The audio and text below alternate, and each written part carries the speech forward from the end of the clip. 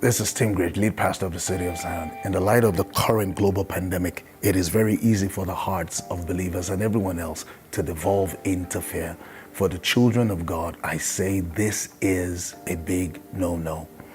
Dealing with fear in our hearts and also walking with common sense is not synonymous with denying on-ground realities, neither is it consistent with a lack of faith. Fear is irrational, and we're already seeing the effect of this irrationality with the runoff at supermarkets and with people fighting for things as little as toilet paper. As believers and citizens of Zion, what should be our approach to this uncharted region that we have found ourselves? I believe our approach should be twofold. Number one, applying proper and stringent hygienic protocols in your public spaces and in your personal space. When we speak of hygienic protocols, I want to give you a brief list. It is not exhaustive, but I think it will be helpful. Number one, ensure you wash your hands with soap for at least 20 seconds as regularly as you can. Also have alcohol-based hand sanitizers around you. It is also important that general surfaces in your home and your public spaces are disinfected as regularly as you can. We also need to appropriate social distancing as much as it is possible. A final thing I really want to recommend is, and this of all the things that I've said, is equally as important, if not the most important, and that is self-isolate.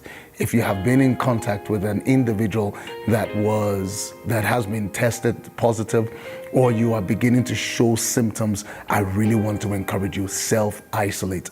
Respect your health, but also respect the safety of others that are around you. That's the first thing that we must do. The second thing, as believers in particular, that we need to do is pray, pray, pray.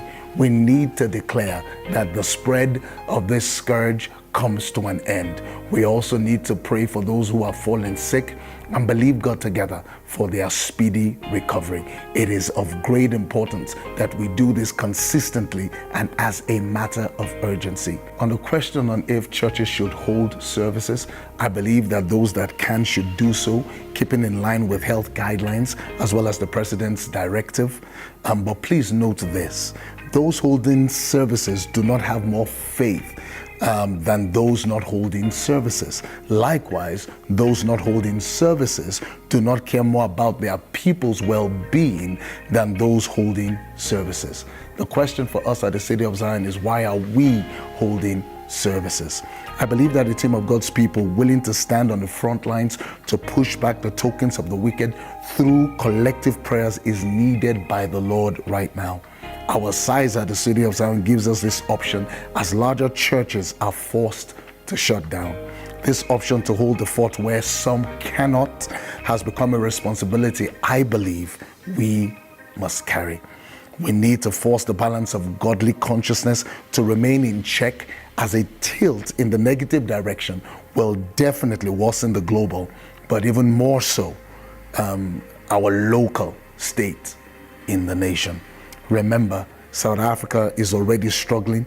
God needs us now to rewrite his story into the history of this great nation. God needs us now.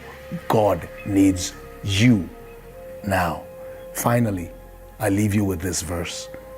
But thanks be to God, he gives us the victory through our Lord Jesus Christ. 1 Corinthians 15, verse 57. Stay in prayer, spread his love and not the virus. We remain careful, but definitely not fearful. God bless you. God bless our nation, South Africa.